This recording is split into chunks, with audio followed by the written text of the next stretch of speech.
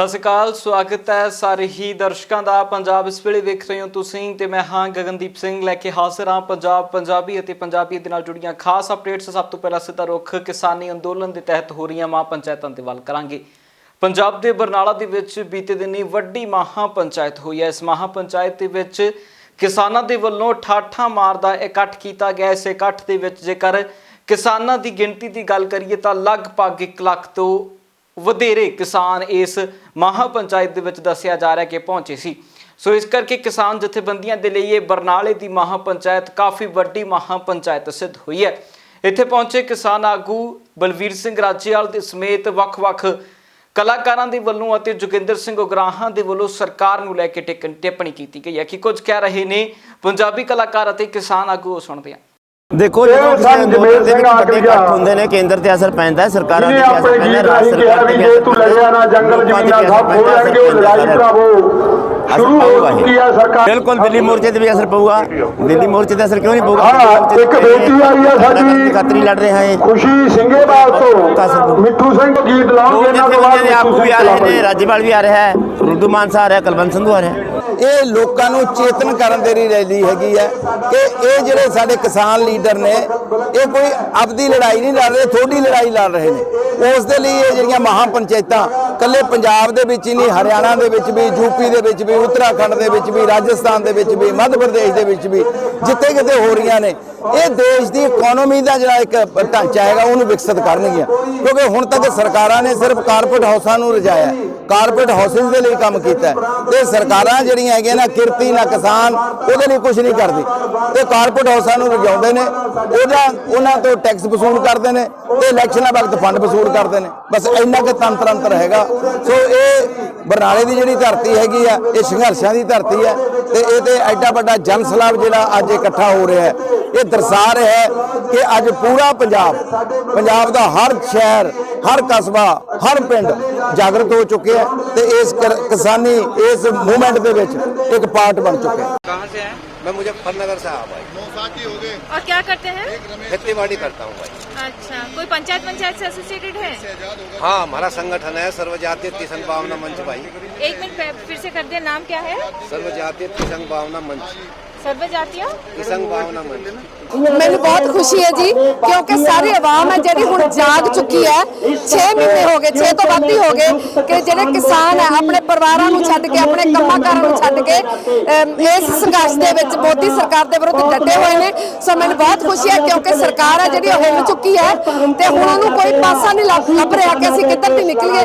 सो मैंने बहुत खुशी है, वो दिन दूर नहीं जदों असीं काले कानूनां नूं रद्द करा के अपने घरां 'च वापस आवांगे। उधर दिल्ली के मुख्यमंत्री अरविंद केजरीवाल के वल्लों भी बीते दिनी विधान सभा दिल्ली दे विच किसान आगुआं दे नाल बैठक की गई है।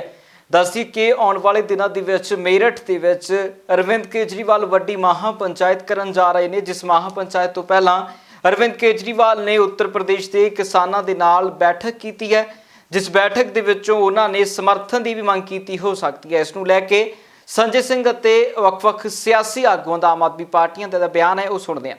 भारतीय जनता पार्टी और केंद्र सरकार बार बार ये कह रही है कि इन कानूनों से किसानों का फ़ायदा है, लेकिन अभी तक वो एक भी फ़ायदा जनता को बताने में नाकाम रहे हैं। तो आज सब लोगों ने एक बार फिर से केंद्र सरकार से मांग की है कि इन तीनों कानूनों को तुरंत वापस लिया जाए और एमएसपी सभी 23 फसलों को एमएसपी पे खरीदने की गारंटी दी जाए और एमएसपी जो है वो स्वामीनाथन रिपोर्ट के हिसाब से लागू की जाए। ये सब लोगों की मांग है।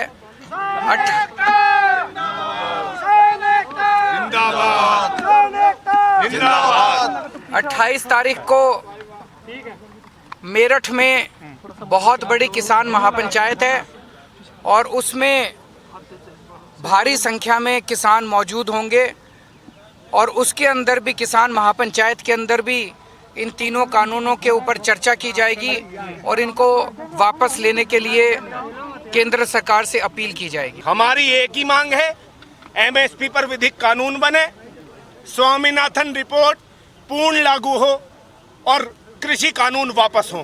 जब तक नहीं होंगे, जो किसान दिल्ली के बॉर्डर पर बैठे हुए हैं वो जू के तू अपने आंदोलन को जारी रखेंगे। और हम पंचायतों के और गांव-गांव जाने के माध्यम से अपनी आवाज को बुलंद करने का काम करेंगे और निश्चित ही विजय किसानों की होगी। किसान की तो अपनी फसल के दाम को बेचने की लड़ाई है, लेकिन पूरे देश की खाने की लड़ाई होगी। इस रोटी को तिजोरी का हिस्सा नहीं बनने देंगे। ये तीनों काला कानून वापस होना चाहिए और इस काला कानून को वापस कराने के लिए किसान अंतिम दम तक आंदोलन लड़ेगा, अंतिम दम तक आंदोलन करेगा। और अरविंद केजरीवाल जी ने भी उनको भरोसा दिलाया है कि हम पूरी तरीके से, हमारी पार्टी और पूरी आम आदमी पार्टी और एक एक कार्यकर्ता, विधायक, सांसद, हम लोग साथ देंगे पूरी तरीके से किसानों का। ਲਗਾਤਾਰ ਜਿਸ ਤਰ੍ਹਾਂ ਕਿਸਾਨਾਂ ਦੀਆਂ ਮਹਾਂ ਪੰਚਾਇਤਾਂ ਚੱਲ ਰਹੀਆਂ ਨੇ, ਇਹਨਾਂ ਮਹਾਂ ਪੰਚਾਇਤਾਂ ਦੇ ਵਿੱਚ ਹੁਣ ਸਿਆਸੀ ਦੌਰ ਕਿਸ ਤਰ੍ਹਾਂ ਵਧਦਾ ਜਾ ਰਿਹਾ ਹੈ, ਕਿਉਂਕਿ ਅਰਵਿੰਦ ਕੇਜਰੀਵਾਲ ਵੀ ਮਹਾਂ ਪੰਚਾਇਤਾਂ ਦੇ ਵੱਲ ਵਧ ਰਹੇ ਨੇ ਤੇ ਉਧਰ ਕਾਂਗਰਸ ਪਾਰਟੀ ਦੇ ਵੱਲੋਂ ਵੀ ਲਗਾਤਾਰ ਪੂਰੇ ਮੁਲਕ ਦੇ ਵਿੱਚ ਕਿਸਾਨ ਮਹਾਂ ਪੰਚਾਇਤਾਂ ਕੀਤੀਆਂ ਜਾ ਰਹੀਆਂ ਨੇ। ਇਸ ਦੇ ਵਿੱਚ ਸਿਆਸਤ ਦੀ ਐਂਟਰੀ ਕਿਸਾਨ ਅੰਦੋਲਨ ਲਈ ਕਿੱਥੋਂ ਤੱਕ ਸਹੀ ਹੈ ਤੇ ਕਿੱਥੋਂ ਤੱਕ ਕਿਸਾਨ ਅੰਦੋਲਨ ਦੇ ਲਈ ਇਹ ਮਾਫਕ ਸਿੱਧ ਹੋ ਸਕਦੀ ਹੈ। ਇਸ ਦੇ ਲਈ ਚੱਲਦੇ ਹਾਂ ਸਿੱਧਾ ਹੀ ਸੀਨੀਅਰ ਪੱਤਰਕਾਰ ਸੁਰਿੰਦਰ ਡੱਲਾ ਹੋਣਾ ਦੇ ਵੱਲ। ਡੱਲਾ ਸਾਹਿਬ, ਕਿਸ ਤਰ੍ਹਾਂ ਇਹ ਜੋ ਸਿਆਸਤ ਦੀ ਐਂਟਰੀ ਹੁਣ ਕਿਸਾਨੀ ਅੰਦੋਲਨ ਦੇ ਵਿੱਚ ਲਗਾਤਾਰ ਹੁੰਦੀ ਜਾ ਰਹੀ ਹੈ, ਇਹਨੂੰ ਕਿੱਦਾਂ ਵੇਖ ਰਹੇ ਹੋ? ਗਗਨ, ਬੜਾ ਅਹਿਮ ਸਿਆਸੀ ਇਸ ਵਕਤ ਮਾਹੌਲ ਹੈ ਜਿਹੜਾ ਉਹ ਦੇਸ਼ ਦੇ ਵਿੱਚ ਵੀ ਔਰ ਵੱਖ-ਵੱਖ ਸੂਬਿਆਂ ਦੇ ਵਿੱਚ ਬਣ ਰਿਹਾ। ਰਾਜਸਥਾਨ ਦੇ ਵਿੱਚ ਵੀ ਕਿਸਾਨ ਅੰਦੋਲਨ ਦੇ ਵਿੱਚ ਕਾਫੀ ਜ਼ਿਆਦਾ ਤੇਜ਼ੀ ਆਈ ਹੈ ਔਰ ਉੱਥੇ ਵੀ ਸਿਆਸਤ ਬਹੁਤ ਭਖੀ ਹੈ। ਰਾਜਸਥਾਨ ਦੀ ਸਰਕਾਰ ਵੀ ਕਿਸਾਨਾਂ ਦੀ ਹਮਾਇਤ 'ਤੇ ਹੈ। ਅਰਵਿੰਦ ਕੇਜਰੀਵਾਲ ਦੇਖੋ, ਤੁਸੀਂ ਹੁਣੀ ਰਿਪੋਰਟ ਵੀ ਦਿਖਾਈ ਹੈ।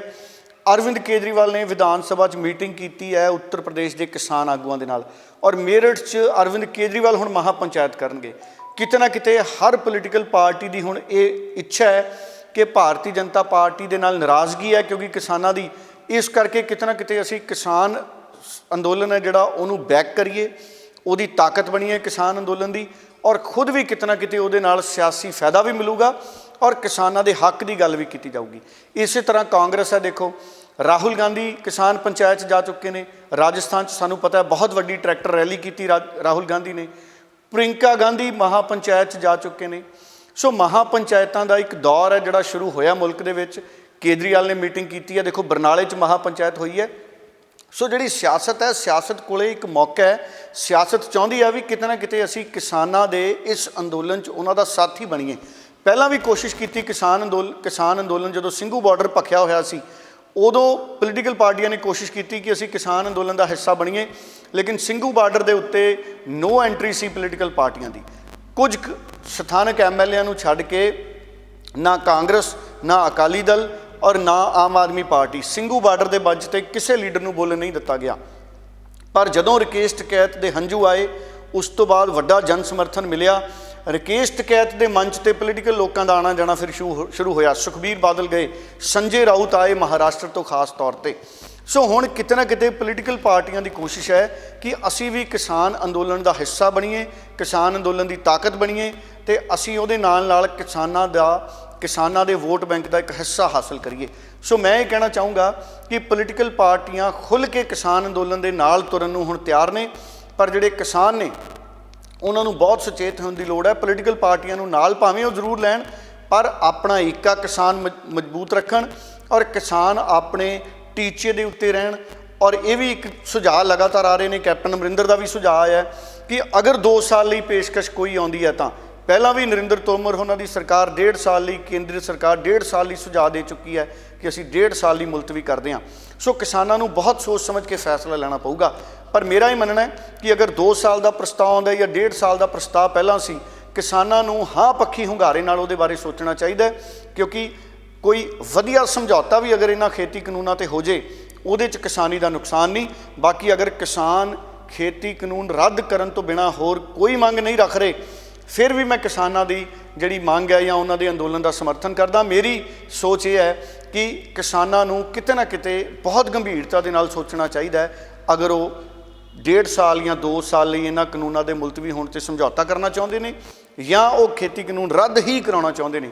ਸੋ ਕਿਉਂਕਿ ਸਰਕਾਰ ਵੀ ਆਪਣੀ ਹੈ, ਭਾਵੇਂ ਸਰਕਾਰ ਇਸ ਵਕਤ ਨਹੀਂ ਸਮਝ ਰਹੀ ਜਾਂ ਨਹੀਂ ਸਰਕਾਰ ਕਿਸੇ ਗੱਲ ਤੋਂ ਸਹਿਮਤ ਹੈਗੀ, ਕਿਸਾਨਾਂ ਦੀ ਗੱਲ ਨੂੰ ਨਹੀਂ ਸਮਝ ਰਹੀ, ਪਰ ਇਸ ਦੇ ਬਾਵਜੂਦ ਕਿਸਾਨਾਂ ਨੂੰ ਬਹੁਤ ਸੋਚ ਸਮਝ ਕੇ ਇਸ ਮਾਮਲੇ 'ਚ ਅੱਗੇ ਵਧਣ ਦੀ ਲੋੜ है। पंजाब इस वेले दे विच रुक करांगे हुण दे खास अते ताज़ा सियासी बयानां दे बारे। देखिए, कोविड काल के बाद लगभग 1.5 साल के बाद दिल्ली में कोई फिजिकल पार्टी का पदाधिकारी बैठक हुई है और बहुत सफल रही है। अच्छी प्रधानमंत्री जी के नेतृत्व में जो देश ने काम किया है, सरकार ने काम किया, उसकी एक अच्छी प्रदर्शनी लगाई गई है। और साथ ही साथ जितने भी हमारे प्रतिनिधि आए थे, जो प्रदेश अध्यक्ष और संगठन महामंत्री, वो भी बहुत ही संतुष्ट थे व्यवस्थाओं से। और मैं ये समझता हूँ कि जो हमारे राष्ट्रीय अध्यक्ष जी ने जो हम लोगों को मार्गदर्शन दिया, प्रधानमंत्री जी ने मार्गदर्शन दिया, उससे कार्यकर्ताओं के अंदर एक ऊर्जा मिलेगी और संगठन का काम हम आगे बढ़ाएंगे। प्रधानमंत्री जी ने क्या संदेश दिया आज? सब कार्यकर्ताओं को एक संगठन को मजबूत करने की बात कही है। लेकिन सर, इससे सवाल एक हटके है कि जिस तरीके से चांदनी चौक का जो मंदिर बनाया गया था, CPWD ने अब कंप्लेंट दर्ज कराई है, क्या कहोगे इसको लेकर आप? देखिए, आम आदमी पार्टी के लोग डबल स्टैंडर्ड की राजनीति करते हैं। पहले वो हनुमान मंदिर के तोड़ने के आरोप लगाते थे MCD पर, लेकिन आज सब सामने आ गया है कि जब वहाँ के स्थानीय लोगों ने, धार्मिक जनता ने मंदिर की पुनर्स्थापना की, तो एक तरफ वो वहाँ पूजा करने जा रहे हैं, दूसरी तरफ वो अपनी सरकार के PWD मंत्रालय के द्वारा FIR दर्ज करा रहे हैं। ये बहुत ही गलत है। ये धार्मिक आस्था पर चोट पहुँचाने जैसा है। देखिएगा, कृषि आंदोलन जो चल रहा है, पार्टी का यही कहना है कि हमने कृषि आंदोलन जो चला रहे हैं, जो लोग चला रहे हैं, उनसे हम हर समय बैठने के लिए तैयार हैं। आए हमसे बात करें। और कृषि कानून किसानों का हित का कानून है, किसान की आय दुगनी हो जाएगी, ऐसी सोच के साथ में हमने कानून बनाया है और उस पर हम अड़े गए। अगर कोई वो सुझाव देते हैं, उस पर परिवर्तन कर भी सकते। पार्टी ने अनेकों ने अभियान लिए हैं अपने स्तर को बढ़ाने के लिए। ज़मीन तक जाया जाएगा, मंडल तक जाया जाएगा, मंडल से समिति तक जाएगा, समिति से पन्ना प्रमुख तक हम जाएंगे और पन्ना प्रमुख के माध्यम से वहाँ के जनमानस को अपने साथ जोड़ने का प्रयास करेंगे। उधर बीते दिनी देश ਦੇ ਵਿੱਚ ਨੀਤੀ ਆਯੋਗ ਦੀ 6ਵੀਂ ਬੈਠਕ ਸੰਪੰਨ ਹੋਈ ਹੈ। ਇਸ 6ਵੀਂ ਬੈਠਕ ਦੇ ਵਿੱਚ ਖਾਸ ਤੌਰ ਤੇ ਉੱਤੇ ਵੱਖ-ਵੱਖ ਮਸਲਿਆਂ ਦੇ ਚਰਚਾ ਦੇ ਸਮੇਤ ਖੇਤੀਬਾੜੀ ਨੂੰ ਲੈ ਕੇ ਵੀ ਚਰਚਾ ਹੋਈ ਹੈ। ਪਰ ਇਸ ਮੌਕੇ ਤੇ ਉੱਤੇ ਨੀਤੀ ਆਯੋਗ ਦੇ ਆਗੂਆਂ ਦਾ, ਅਧਿਕਾਰੀਆਂ ਦਾ ਕਹਿਣਾ ਹੈ ਕਿ ਇਸ ਮੀਟਿੰਗ ਦੇ ਦੌਰਾਨ ਕਿਸੇ ਵੀ ਪੱਖ ਤੋਂ ਪੰਜਾਬ ਦੇ ਵਿੱਚੋਂ ਖੇਤੀ ਕਾਨੂੰਨ ਵਾਪਸ ਲੈਣ ਨੂੰ ਲੈ ਕੇ ਕੋਈ ਚਰਚਾ नहीं की गई।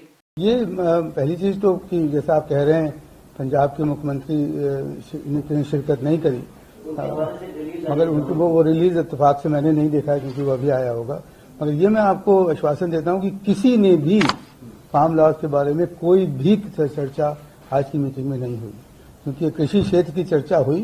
कृषि क्षेत्र कैसे, मतलब कई राज्यों ने कहा कि वो कृषि प्रधान राज्य हैं, कैसे उसमें वो आगे बढ़ा रहे। सिक्किम ने कहा, बिहार ने कहा, कई लोगों ने कहा, मगर कहीं पर भी ये चर्चा नहीं हुई, इस बारे में चर्चा नहीं हुई कि ये जो 3 फार्म लॉज हैं उनको रिपील किया जाए, इस तरह की कोई भी नहीं बात। उधर कैप्टन अमरिंदर सिंह ਦੇ ਉੱਤੇ ਅਕਾਲੀ ਦਲ ਦੇ ਸੀਨੀਅਰ ਆਗੂ ਵਰੇ ਨੇ। ਉਹਨਾਂ ਦਾ ਕਹਿਣਾ ਹੈ ਕਿ ਕੈਪਟਨ ਅਮਰਿੰਦਰ ਸਿੰਘ ਲਗਾਤਾਰ ਦੋਚਿੱਤੀ ਦੇ ਵਿੱਚ ਪੰਜਾਬ ਦੇ ਲੋਕਾਂ ਨੂੰ ਪਾ ਰਹੇ ਨੇ। ਦੇਖੋ, ਮੁੱਖ ਮੰਤਰੀ ਸਾਹਿਬ ਦੇ ਜਿੰਨੇ ਵੀ ਬਿਆਨ ਹੈਗੇ ਆ, ਮੈਂ ਸਮਝਦਾ ਉਹ ਕੇਂਦਰ ਤੋਂ ਪ੍ਰਭਾਵਿਤ ਬਿਆਨ ਹਮੇਸ਼ਾ ਜਿਹੜੇ ਆ ਉਹ ਹੁੰਦੇ ਹੈਗੇ ਆ। ਇਹੀ 1.5-2 ਸਾਲ ਦਾ ਕੈਂਸਲ ਸਸਪੈਂਡ ਕਰਨ ਲਈ ਤਾਂ ਕੇਂਦਰ ਦਾ ਪ੍ਰਸਤਾਵ ਜਿਹੜਾ ਉਹ ਕਿਸਾਨ ਸਮੂਹ ਜਥੇਬੰਦੀਆਂ ਜਿਹੜੀਆਂ ਉਹ ਰੱਦ ਕਰ ਚੁੱਕੀਆਂ। ਔਰ ਅੱਜ ਕੈਪਟਨ ਅਮਰਿੰਦਰ ਸਿੰਘ ਨੇ ਇਹ ਗੱਲ ਕਿੱਥੋਂ ਆ ਗਈ ਕਿ ਕੇਂਦਰ ਦੀ ਜਿਹੜੀ ਇਹ ਪ੍ਰਪੋਜ਼ਲ ਹੈ ਇਹ ਕਿਸਾਨਾਂ ਨੂੰ ਮੰਨ ਲੈਣੀ ਚਾਹੀਦੀ ਹੈ। ਮੈਂ ਸਮਝਦਾ ਕਿ ਜੋ ਅਸੀਂ ਪਹਿਲੇ ਦਿਨ ਤੋਂ ਕਹਿੰਦੇ ਆ ਰਹੇ ਹਾਂ ਕਿ ਜੋ ਕੇਂਦਰ ਸਰਕਾਰ ਕਹਿੰਦੀ ਹੈ, ਕੈਪਟਨ ਅਮਰਿੰਦਰ ਸਿੰਘ ਉਹੀ ਜਿਹੜੇ ਹੈਗੇ ਆ ਸਟੈਂਡ ਲੈਂਦੇ ਆ ਔਰ ਉਹੀ ਗੱਲ ਕਰਦੇ ਆ। ਜ਼ਿਆਦਾਤਰ ਕਿੰਤੂ ਪਰੰਤੂ ਜਾਂ ਜੋ ਇਹਨੂੰ ਗੱਲਾਂ ਨੇ ਉਹ ਤਾਂ ਸੰਯੁਕਤ ਕਿਸਾਨ ਮੋਰਚੇ ਦੀ ਮੀਟਿੰਗ ਤਾਂ ਕਿਸਾਨ ਦਾ ਕਰ ਸਕਦੇ ਆ। ਪਰ ਸਿਆਸੀ ਤੌਰ ਤੇ ਇੱਕ ਗੱਲ ਕਹਾਂ ਕਿ ਕੈਪਟਨ ਅਮਰਿੰਦਰ ਸਿੰਘ ਨੇ ਜਿੱਥੇ 2017 'ਚ ਖੁਦ ਕਾਨੂੰਨ ਪਾਸ ਕੀਤੇ, ਇਹਨਾਂ ਦੇ ਕੇਂਦਰ ਦੇ ਚੋਣ ਮੈਨੀਫੈਸਟੋ ਦੇ ਵਿੱਚ APMC ਐਕਟ ਬਿਲਕੁਲ ਰੱਦ ਕਰਨ ਲਈ ਗੱਲਾਂ ਲਿਖੀਆਂ ਸੀਗੀਆਂ, ਹੋਰ ਬੜਾ ਕੁਝ ਲਿਖਿਆ ਸੀ। ਇਸ ਕਰਕੇ ਉਸੇ ਤੇ ਪਹਿਰਾ ਦਿੰਦੇ ਹੋਏ ਇਹ ਇਸ ਸਮੇਂ ਬਿਲਕੁਲ ਕਿਸਾਨੀ ਬਿੱਲਾਂ ਦੇ ਲਗਭਗ ਹਿੱਤ 'ਚ ਭੁਗਤਦੇ ਔਰ ਖਾਸ ਕਰਕੇ ਕੇਂਦਰ ਦੀਆਂ ਜਿਹੜੀਆਂ ਗੱਲਾਂ ਨੇ ਉਹਨਾਂ ਤੇ ਮੋਹਰ ਲਾਉਂਦੇ ਨਜ਼ਰ ਆ ਰਹੇ ਆ, ਜਿਹੜਾ ਕਿ ਅਤ ਨਿੰਦਣਯੋਗ ਹੈ। ਪੰਜਾਬ ਇਸ ਵੇਲੇ ਦੇ ਵਿੱਚ ਫਿਲਹਾਲ ਦੇ ਲਈ ਨਾ ਹੀ, ਫਿਰ ਮੁੜ ਹਾਜ਼ਰ ਹੁੰਨੇ ਆ ਨਵੀਆਂ ਤੇ ਤਾਜ਼ਾ ਅਪਡੇਟਸ ਦੇ ਨਾਲ। ਤਦ ਤੱਕ ਲਈ ਮੈਨੂੰ ਦਿਓ ਇਜਾਜ਼ਤ। ਬਹੁਤ ਬਹੁਤ ਧੰਨਵਾਦ।